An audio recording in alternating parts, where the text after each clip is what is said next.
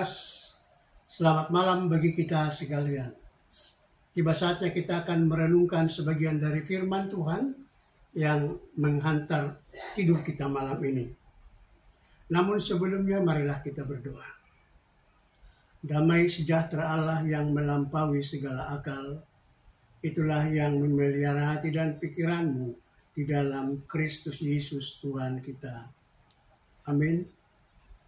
Firman Tuhan yang menjadi dasar renungan kita malam hari ini diambil dari surat Rasul Paulus kepada jemaat di Korintus. 1 Korintus 9 ayat 25. Tiap-tiap orang yang turut mengambil bagian dalam pertandingan menguasai dirinya dalam segala hal.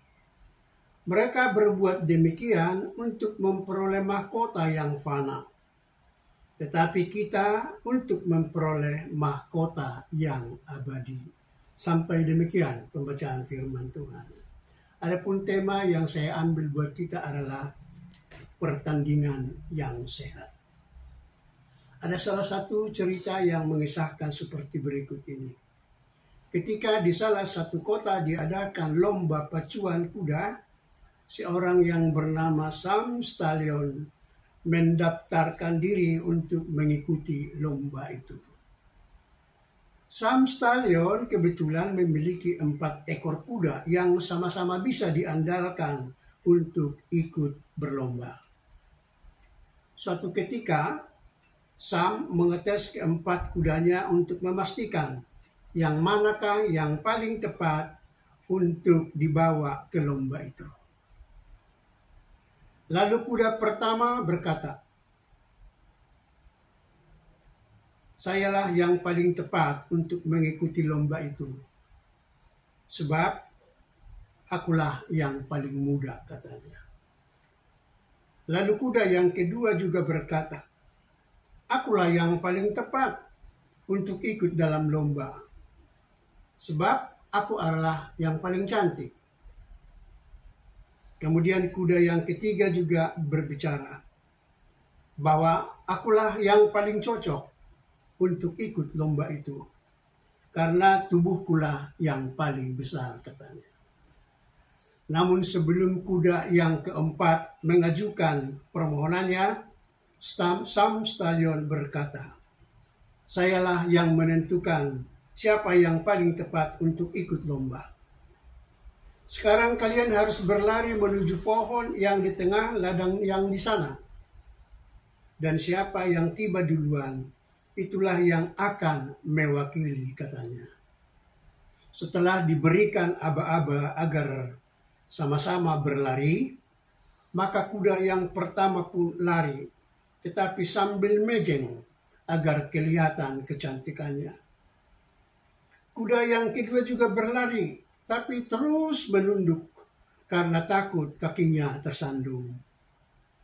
Kuda yang ketiga juga berlari tetapi terus melihat kiri dan kanan supaya jangan dia dilewati oleh temannya yang lain. Tetapi kuda yang keempat terus berlari sambil memusatkan pandangannya pada pohon yang ada di tengah ladang. Dan akhirnya dialah yang menjadi pemenang.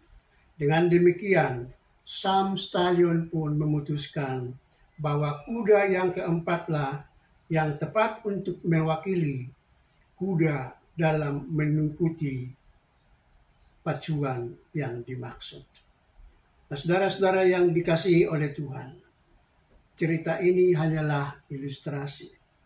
Dan kita hanya mau mengambil maknanya bahwa barang siapa yang terus berjuang dan fokus pada apa yang dituju, maka dia akan beroleh kemenangan dan mahkota ataupun hadiah. Kita yang hidup hingga sekarang ini tetap berjuang dan menjadi anggota pertandingan yang secara terus mendambakan kemenangan, agar kelak kita beroleh hadiah, yaitu keselamatan. Untuk memperoleh kemenangan itu diperlukan minimal 2 hal. Yang pertama, semangat. Semangat itu adalah perasaan yang kuat yang mendorong kita untuk melakukan tindakan, atau dapat juga diartikan sebagai langkah dalam mengarahkan potensi yang dapat menimbulkan atau menghidupkan keinginan yang tinggi. Lalu yang kedua adalah disiplin. Disiplin adalah sikap kepatuhan dan perasaan taat terhadap nilai-nilai dan pengawasan. Atau bisa juga diartikan sebagai perilaku yang terkendali. Disiplin itu kita butuhkan dalam berbagai aktivitas, baik dalam bermasyarakat, dalam pekerjaan, dan patut dibiasakan sejak dini. Bahkan disiplin bergereja pun patut kita mulai. Patut kita sadari, dan kita akan melakukan apa yang ada dan yang diaturkan di dalamnya.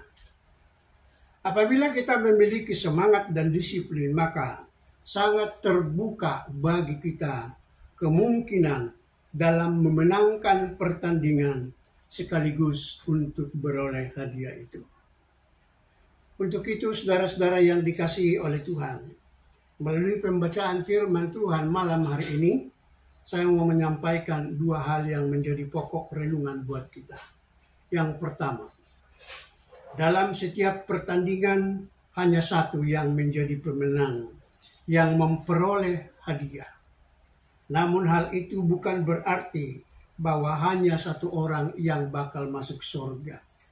Melainkan inilah yang mengingatkan kita agar terus-menerus berjalan bersama dengan keyakinan bahwa kita kelak akan sampai kepada Tuhan Yesus untuk memperoleh mahkota itu. Yang kedua, kita harus terus-menerus berusaha sebagai petanding untuk mengalahkan semua yang mencoba menghalangi kita untuk datang kepada Tuhan Yesus. Untuk itu, kita harus senantiasa melatih diri. Kita senantiasa menguasai diri, bahkan mengendalikan diri, supaya tidak bermain kasar dan tidak mudah dijatuhkan oleh para lawan kita. Semangat mencoba.